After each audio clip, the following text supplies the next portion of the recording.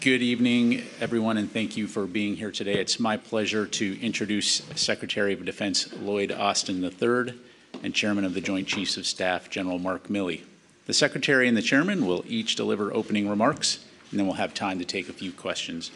I will moderate those questions and call on journalists and would ask that we limit follow-ups due to our tight schedule. Thank you for your assistance with that, and over to you, Secretary Austin. Well, good afternoon, everyone, and thank you all for joining us today at Ramstein. We've just concluded the 8th Ukraine Defense Contact Group meeting, and it was great to start the new year by deepening our coordination as we work together for Ukraine's self-defense. As President Biden has said, this is a decisive decade for the world. And this is a decisive moment for Ukraine's struggle to defend itself.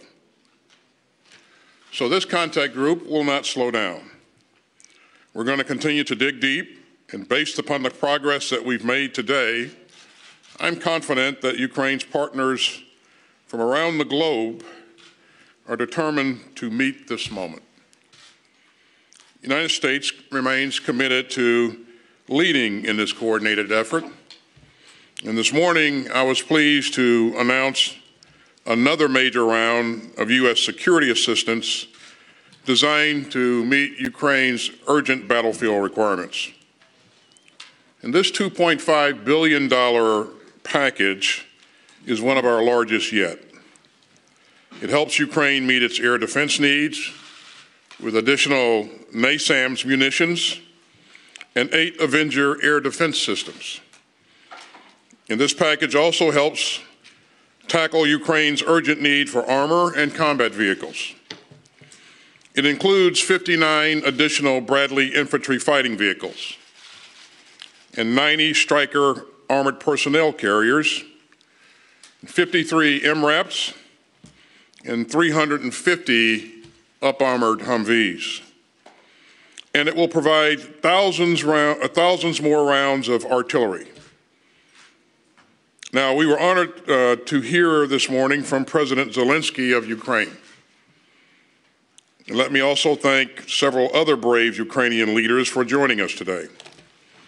And that includes my good friend, Minister Oleksii Reznikov, the Minister of Defense, and Lieutenant General Moishuk, the Deputy Chief of Defense. Their presentations gave us a first-hand account of what Ukraine's military and citizens are facing. Today's meeting focused on Ukraine's needs for air defense and armor. We also pushed hard on how to synchronize those donations and turn them into fully operational capabilities. And that means every step from donation to training to maintenance and then to sustainment. We also focused hard on how our collective and individual training efforts would be prosecuted. So, as you heard, President Biden recently announced the latest U.S. training initiative,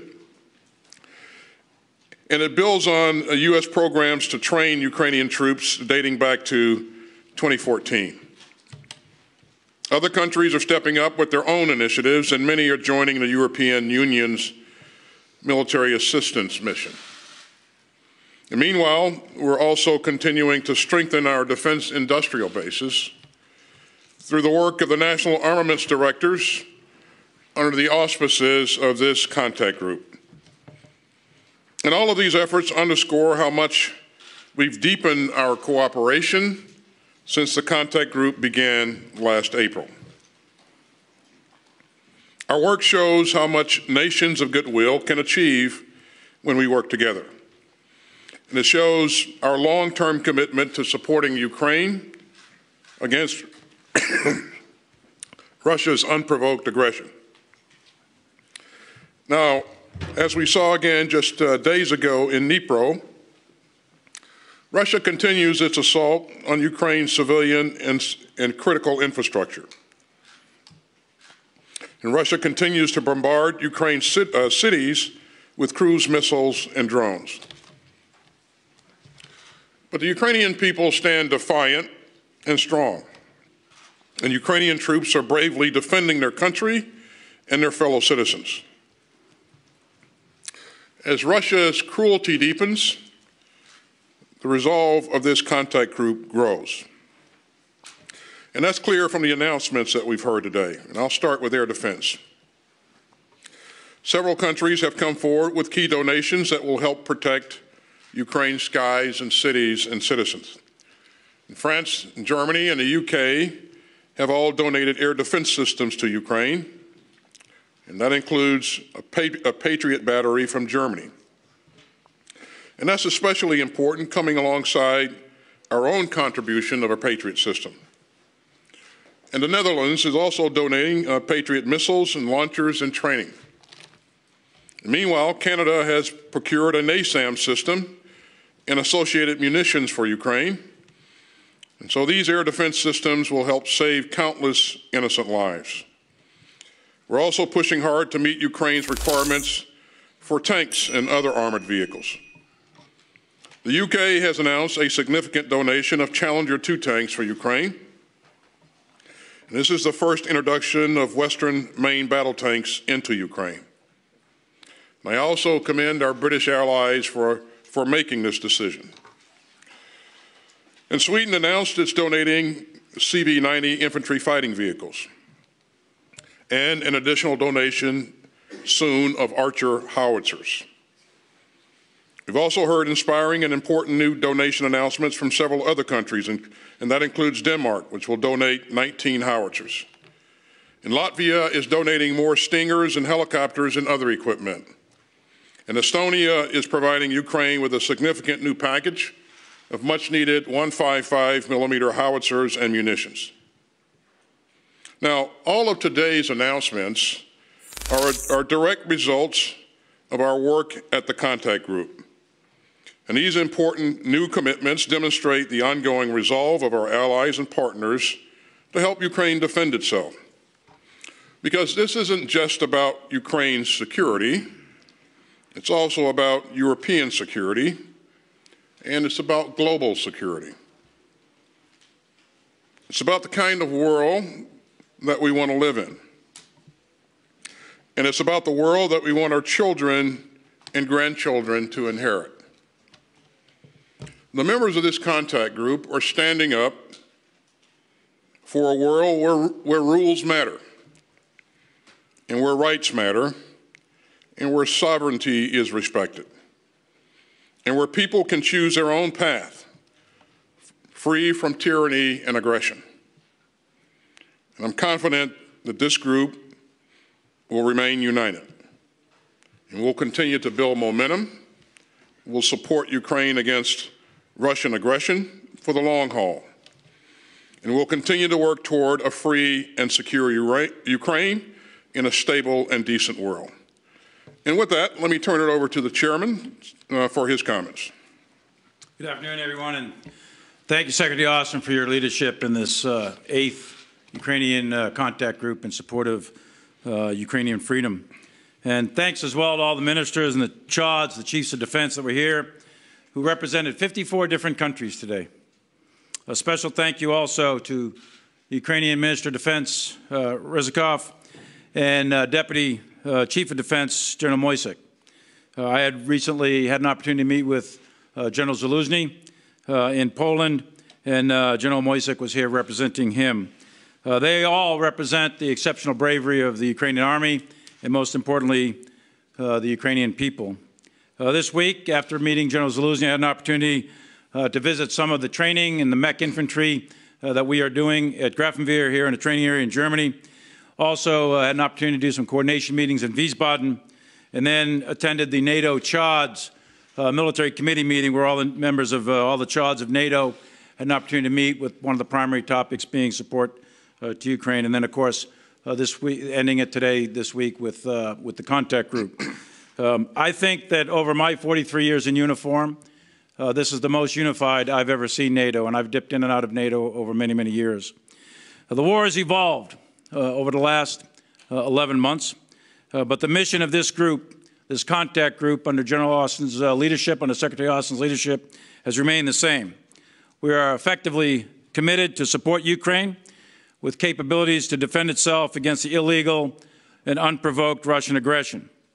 In the words of President Biden, Secretary Austin, and many other national leaders, as much as it takes for as long as it takes in order to keep Ukraine free, independent, and sovereign. These contact group meetings play an important role as we support Ukraine in the defense of its territory, and they are a clear, unambiguous demonstration of the unity and resolve of the allied nations.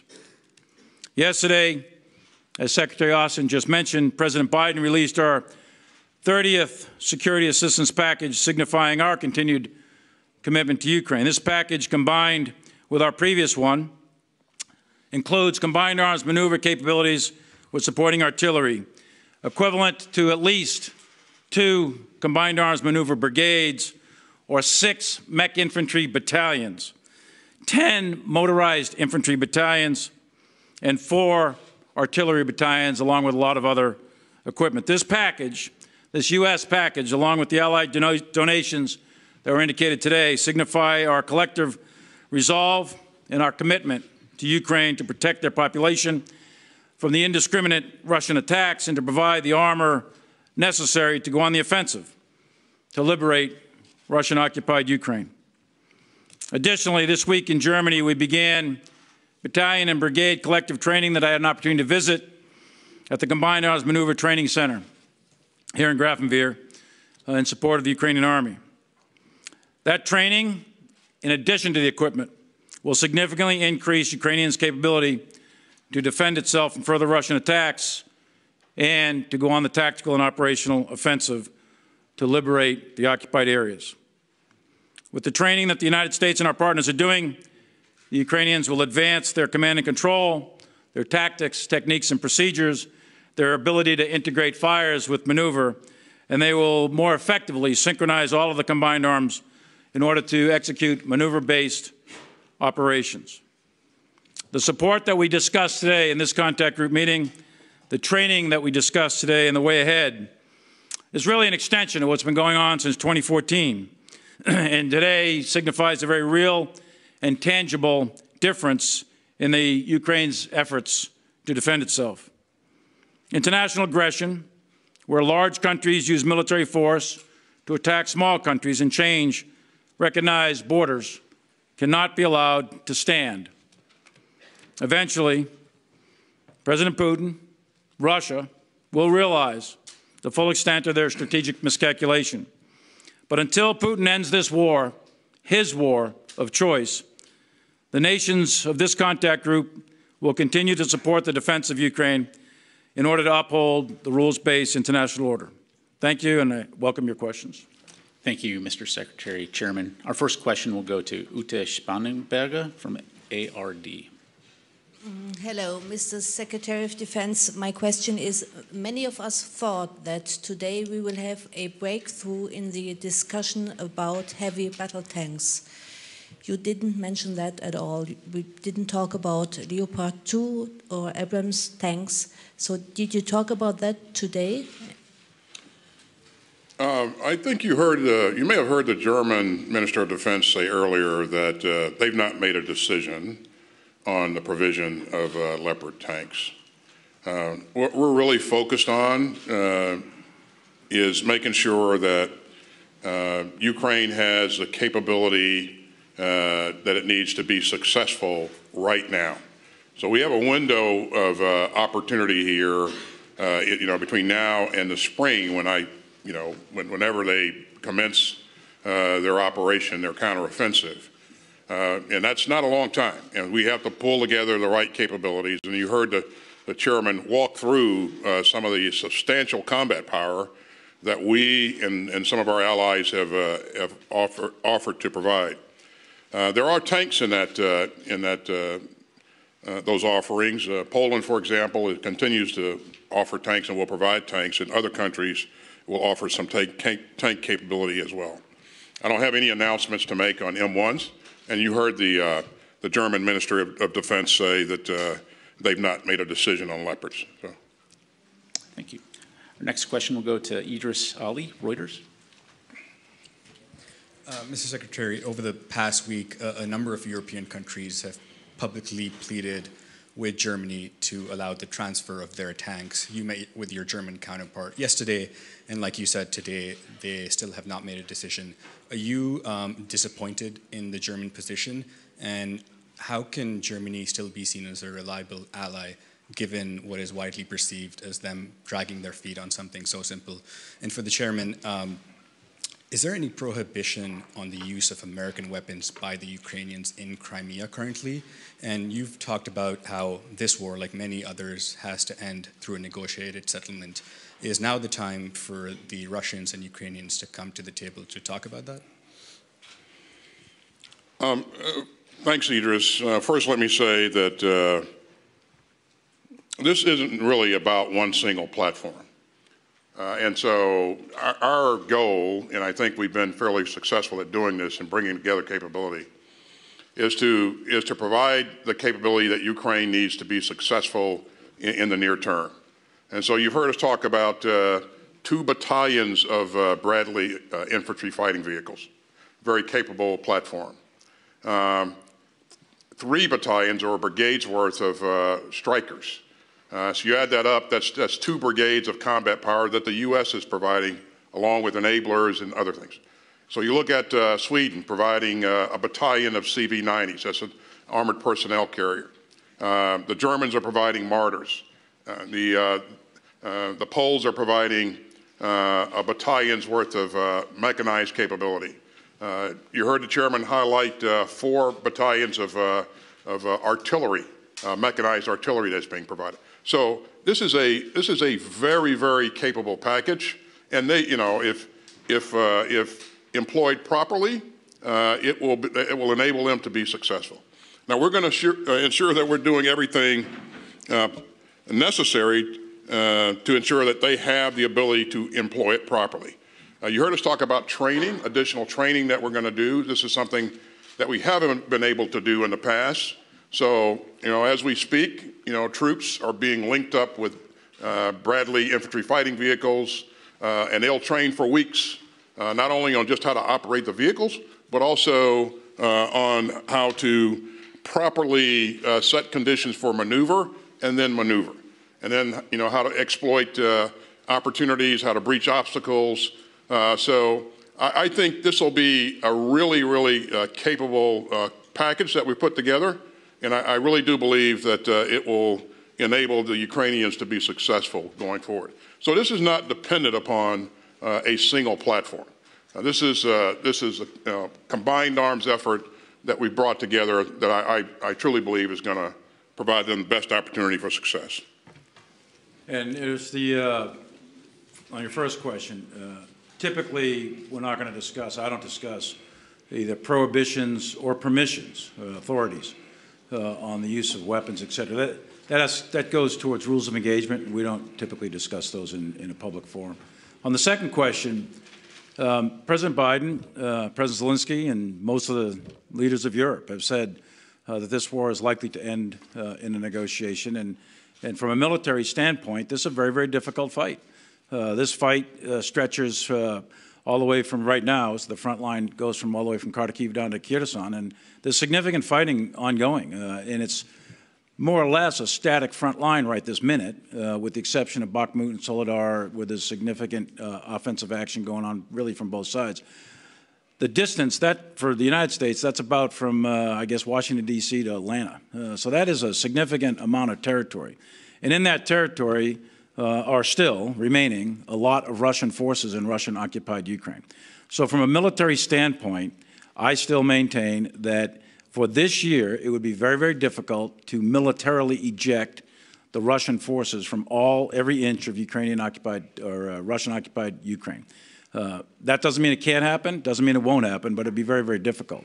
I think what can happen is a continued defense, stabilizing the front. I think it's possible to clearly do that. And I think it's, depending on the delivery and training of all of this equipment, I do think it's very, very possible for the Ukrainians to run a significant tactical or even operational level offensive operation to liberate as much Ukrainian territory as possible. And then we'll see where it goes. But I do think at the end of the day, this war, like many wars in the past, will end at some sort of negotiating table. And that'll be determined in terms of timing by the leaders of both countries, both Russia and Ukraine. President Putin could end this war today. He started it. It's his war of choice, and he could end it today because it's turning into an absolute catastrophe for Russia. Massive amounts of casualties, lots of other damage to the Russian military, et cetera. So he should and could end this war right now, right today. Thank you. Our next question will go to Anselm Stern, ZDF. Thank you very much. Mr. Secretary, is Germany doing enough in order to show real leadership in Europe? Thank you. Yes, but we can all do more, and the United States and every other member of the UDC can do more. Germany has contributed a lot to this campaign. From the very beginning, we saw them cycle in air defense capability, the Gepards, the Patriots most recently, IRIS-T. They've stepped up and offered to provide the mortars. They will provide those mortars and conduct the training on those platforms. We are training Ukrainian soldiers on maneuver and other things and specialty things here in Germany as well. So Germany continues to open its doors and make the training areas and facilities available for us to continue to do the work that we need to do. And Germany is also training troops and training battalion and brigade headquarters. So, they have a big oar in the water like the rest of the contact group does, and they're working hand in hand with the rest of our colleagues here. So I think Idris asked me earlier if Germany was a leader. Was that the right question there, Idris? How can you see them as a reliable ally? Oh, yeah, okay, yeah. They are a reliable ally, and they've been that way for a very, very long time, and I truly believe that they'll continue to be a reliable ally going forward. Not to mention, they have, Germany is host to 39,000 of my troops and their families, and also 10,000 civilians here. And so we've had a great relationship throughout over the years, and we'll continue to have that great relationship. And Germany will continue to exercise leadership going forward. So. Thank you. Our next question will go to Dan Lamothe, Washington Post. Good evening, gentlemen. Thanks for your time today. Secretary Austin, a number of lawmakers and observers have said that at this point it makes sense to send a small number of Abrams tanks, if only to encourage Germany to unlock the Leopard tanks that they have not sent. Is that feasible? And if not, why not? And for the chairman, please, given the amount of armor the United States and allies are sending at this point, how confident are you that they can put together a coherent offensive in the coming months? To what extent, to the extent you can, what might that look like? And separately, you just referenced the large number of casualties. Can you give us any update on what you're seeing at this point for casualties on both sides? Thanks. I think you heard the German Minister of Defense say earlier today that there's no linkage between providing M1s and providing Leopards. And I think he was pretty clear about that. So this notion of unlocking, in my mind, it's not an issue, and more importantly, in his mind as well. And in terms of providing capability, what we in the department always look at is, providing credible combat capability. We don't do things or employ capabilities as a notion, for anything other than providing credible combat capability. And that's where our focus will be in the future, whatever we do, whatever we employ. So Dan, on the, in order to execute a successful offensive operation at the tactical or operational level, which is really what we're talking about here, for the Ukrainians. You've got to not only man the unit, which the Ukrainians have the personnel, but they have to be trained. And so they got to be married up with the equipment, and then they got to be trained. And if you look at the weather and terrain, et cetera, you can see that you have a relatively short window of time to accomplish both those key tasks. So that's very, very challenging to do that. For all these different nations that were here today, to assemble all of the equipment, get it all synchronized, get the Ukrainian troops trained, et cetera, that'll be a very, very heavy lift. Confident, yes, I think it can be done, but I think that it'll be a challenge. There's no question about it. So we'll see. I don't want to predict one way or the other, but the Ukrainian forces so far have executed at least 2 and perhaps even more than that very successful offensive operations. One up around Kharkiv, crossing the Oshkil River and over into the Russian lines to the east of Kharkiv. And then they've run a very successful operation down in Kherson. So it remains to be seen, but the equipment's got to get married up with the people got to get trained on the equipment, and all of that's going to have to get shipped into Ukraine, et cetera, all put together inside of a coherent plan. Obviously, General Zaluzzi and I and others have discussed what his visions are, not in executable level detail yet, but he's working on that, and we'll see which way it goes. In terms of casualties, you know, the numbers of casualties in war are always suspect, but I would tell you that the Russian casualties, last time I reported out on it publicly, I said it was well over 100,000. I would say it's significantly well over 100,000 now. So the Russians have suffered a tremendous amount of casualties in their military, and that includes their regular military and also their mercenaries in the Wagner Group and other type forces that are fighting with the Russians. They have really suffered a lot. Now you saw that the Russians did a call-up of called up in the mobilization 300,000. I think they were able to get maybe 200, 250,000, something in that range. So they're replacing their losses in terms of manpower, but they have suffered a huge amount. Ukraine has also suffered tremendously. You know that there's a significant amount of innocent civilians that have been killed as a result of the Russian actions. The Russians are hitting civilian infrastructure. There's a significant amount of economic damage, significant amount of damage to the energy infrastructure, and the Ukrainian military has suffered a significant amount of casualties themselves. So this is a very, very bloody war, and there's significant casualties on both sides. And this is why I say that I think that sooner or later, this is going to have to get to a negotiating table at some point in order to bring this to a conclusion. And that will have to happen when the end state, which is a free, sovereign, independent Ukraine with its territory intact, is met. When that day comes, then people will sit down and negotiate an end to this. But there's been a huge amount of suffering on both sides. Ladies and gentlemen, that is all the time we have available today. Mr. Secretary, General Milley, thank you both, gentlemen. This concludes our press briefing. Thank you.